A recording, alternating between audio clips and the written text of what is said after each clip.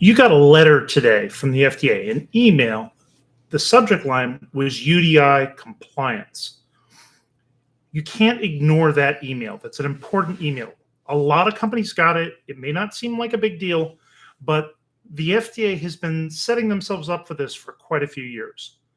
For starters, you have a registration and listing database. In that database, you're supposed to have all the devices that you're currently marketing in the US listed. That means if you have a 510K, it lists the 510K and it lists all the models and the brands underneath that. And every company should have that for every single device that they have a 510K for. For your low risk devices that don't require a 510K, those 510K exempt devices, you are now also required to have that registered and listed with the FDA.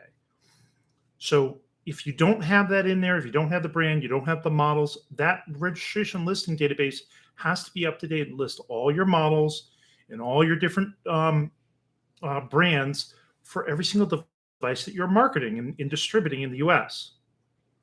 In addition to the requirements for registration listing. Now that requirement, that regulation is 21 CFR 807. There's also a regulation for UDI compliance. For those of you that don't know what UDI is, it's an acronym for Unique Device Identifier. It's the barcode that they're putting on labels of all medical devices now. And they push back the transition deadlines many, many, many times, but now all the deadlines have passed. Every single medical device sold in the US that's registered with the FDA, you have to have a UDI barcode on the device or on the label, and in most cases in both the device and the label. When you create that barcode, you're also supposed to put the same information in the FDA's database for the UDI labeling. So it's called the GUDID, or a lot of people refer to that acronym as GUDID, but it's not spelled that way. It's GUDID. And it's a database where you enter all the data elements associated with each barcode. So every single UDI barcode that you create, the first part, the DI, device identifier, that information has to be put in the database. So now that all the transition deadlines have passed, all the FDA has to do is compare the two databases, your listing database and your GUDID database, and red flag every single company where the two don't match. If they don't match, you get a letter. So almost every company I know out there should have probably gotten a letter. But if you didn't get a letter, I guess you're lucky or you're compliant, one or the other.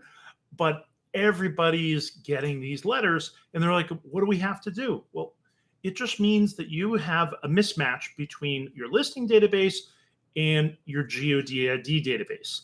Either you don't have a GUDID account and you need to get one and start entering all that information for all your products, or you don't even have a UDI, or you didn't list the products that you do have in the GUDI database, which shouldn't possibly happen. It should be only one way, where you have the listing, but you don't have the GUDID. The reason why is the GUDID, when they validated that database, they required you to put it in certain fields as mandatory fields.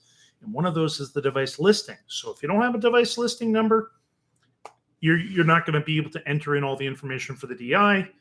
And what they're seeing is, oh, we have a listing over here, but we don't have a GUDID.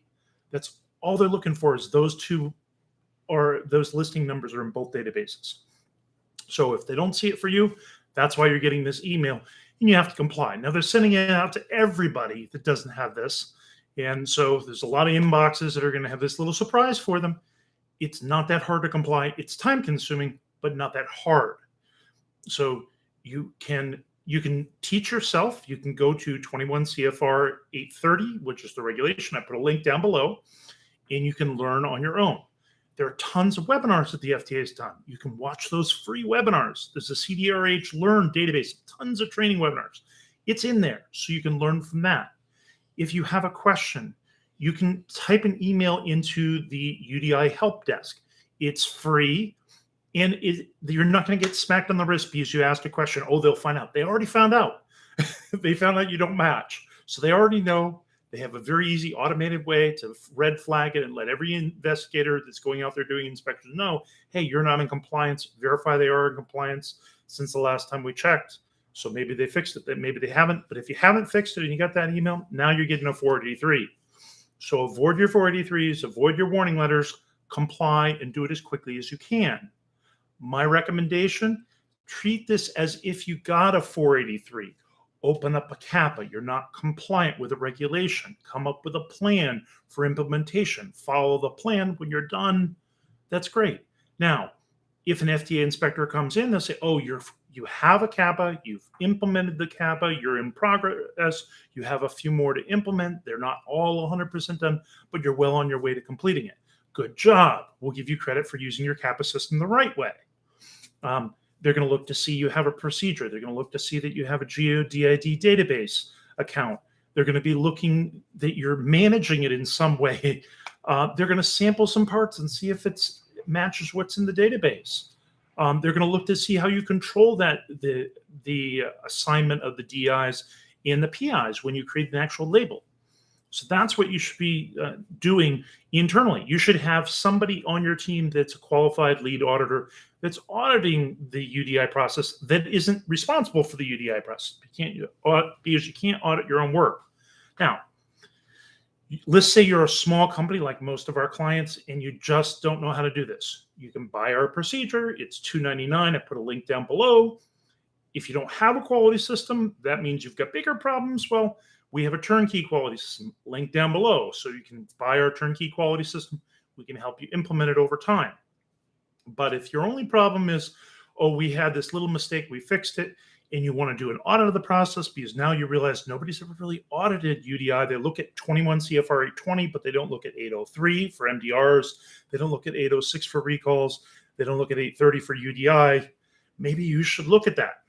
So we can do single process audits. We can do them remotely, keeps the cost down. It's probably going to be under $700. I actually put a price down below for a 2.5-hour audit.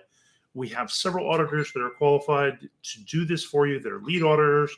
We can provide their credentials, do all the audit remotely, and send you a report. And we can even help you with recommendations because internal audits, you're allowed to consult, you're allowed to give advice, you're even allowed to help them fix the problem.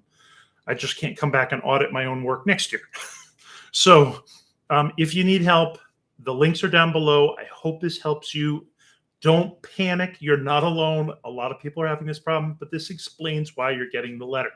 So if you know of somebody that might have this letter that they got or this email, send them a hyperlink to send them the share code for them to watch this video, and they can follow the links and they can figure this out on their own. If you personally are the one that got the email, now you know what to do. If you found this helpful, please click on the like button. And if you have any suggestions for future webinars or videos like this, we do live videos every Friday. I was planning on taking off this week, but after answering several emails in a row with the same question, I figured this is the simplest way for me to do this. I apologize for the poor video quality, but I hope the timing is perfect. Good luck with your UDI compliance, and I hope this helps. Have a great day. Bye-bye.